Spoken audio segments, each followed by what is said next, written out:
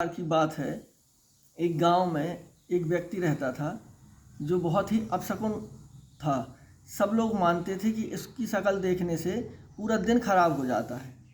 तो लोग बहुत परेशान थे उससे। जो भी सुबह से उसका चेहरा देखता और उसका कुछ ना कुछ काम बिगड़ जाता था। तो वो सब लोग मिलके राजा के पास गए। राजा से सबने शिकायत की कि महाराज, ये व्यक्ति गांव में रहता है, इससे सबके काम बिगड़ते हैं और सब लोग बहुत परेशान हैं, तो इसका कुछ उपाय कीजिए। तो राजा ने कहा, हम ऐसे तो नहीं मानेंगे, पहले हम उसका परीक्षण करेंगे कि बात सही है कि नहीं। तो राजा ने उसको अपने दरवाजे के सामने, जहाँ राजा का कमरा था सैन कक्ष, उसके सामने उसको बंधवा दिया कि बोले हम सुबह सुबह इसका चेहरा देखेंगे। तो जब राजा सुबह उठे और राजा ने जैसे ही उसका चेहरा देखा तो राजा के पैर में चोट लगी और खून बहने लगा। तो राजा को लगा कि वास्तव में ये व्यक्ति बहुत अपशकुन है। तो राजा ने उसको फांसी की सज़ा का ऐलान कर दिया। और जब उसको सज़ा होने लगी तो जैसे कि नियम होता है कि जिसकी हुई सजाए मौत दी जाती है, उससे उसकी अंतिम इच्छा पूछी जाती है। तो उससे भी पूछा गया कि तुम्हारी अंतिम इच्छा क्या है।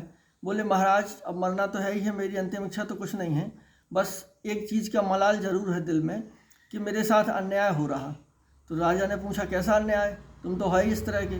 बोले, महाराज मेरी शक्ल देखने से तो केवल आपके पैर में चोट लगी और पैर के अंगूठे से खून बहा, लेकिन आपकी शक्ल मैंने भी सुबह सुबह देखी और मुझे फांसी की सज़ा हो रही है, तो ज़्यादा अपशकुन कौन है।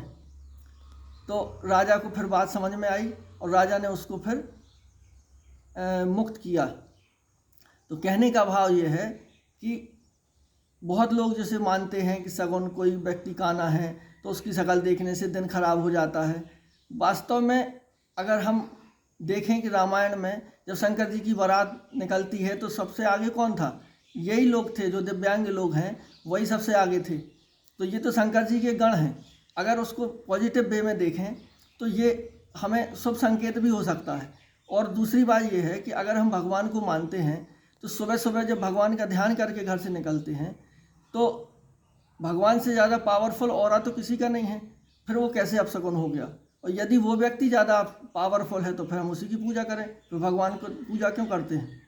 दूसरी चीज़, कई लोग कहने लगते हैं कि ये बिल्ली रास्ता काट गई तो अपशकुन हो गया। अब बिल्ली तो छोटा जानवर है, वो बेचारा वैसे ही अपनी जान बचाए घूमता है यहाँ से वहाँ, और ज़मीन में कभी चलता नहीं है, वो ज़्यादातर घरों के ऊपर ही रहती है। तो सड़क पार करने के लिए वो दौड़ के निकलती है।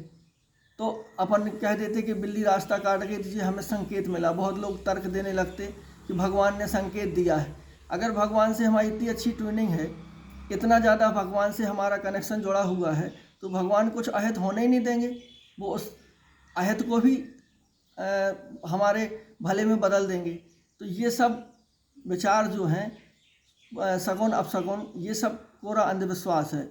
अगर कोई व्यक्ति टेस्ट देने जा रहा है, कोई परीक्षा कंपटीशन देने जा रहा, और उस समय अगर वो बिल्ली रास्ता काट जाए, वो खड़ा रहे और ट्रेन निकल जाए उसकी, तो उससे बड़ा अपशकुन क्या होगा।